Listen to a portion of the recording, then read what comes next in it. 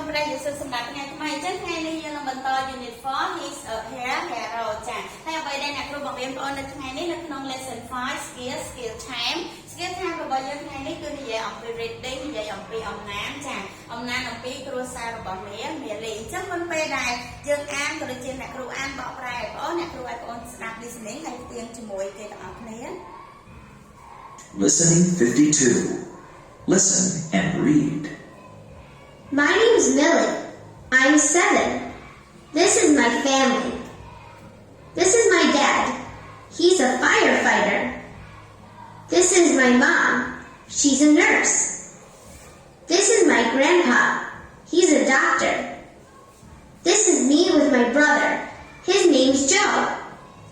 We're a happy family.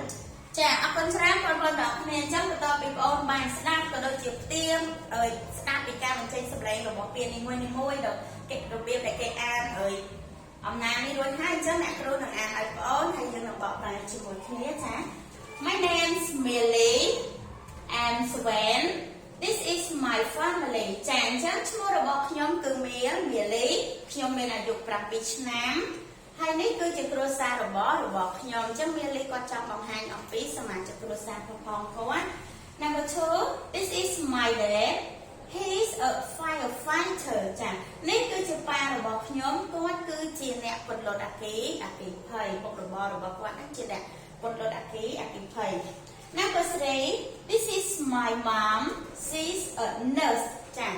នេះគឺជាម៉ាក់របស់ខ្ញុំគាត់គឺជាគិលានុបដ្ឋាយិកាចាម្ដាយរបស់គាត់ធ្វើការជាគិលានុបដ្ឋាយិកា Number 4 This is my grandpa. He's a doctor ចានេះគឺជាលោកតារបស់ខ្ញុំគាត់គឺជាវេជ្ជបណ្ឌិត Number 5 This is me with my brother នេះគឺជាខ្ញុំហើយនឹងបងប្រុសរបស់ខ្ញុំ His name Joe ចាឈ្មោះរបស់គាត់គឺ Joe ចាបងប្រុសរបស់ Millie គឺ Joe We are happy family.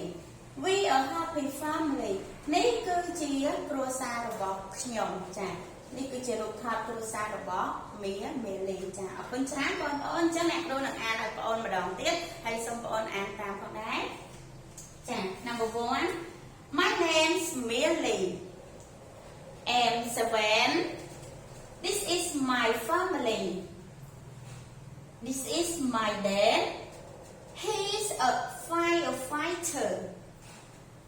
This is my mom. She's a nurse.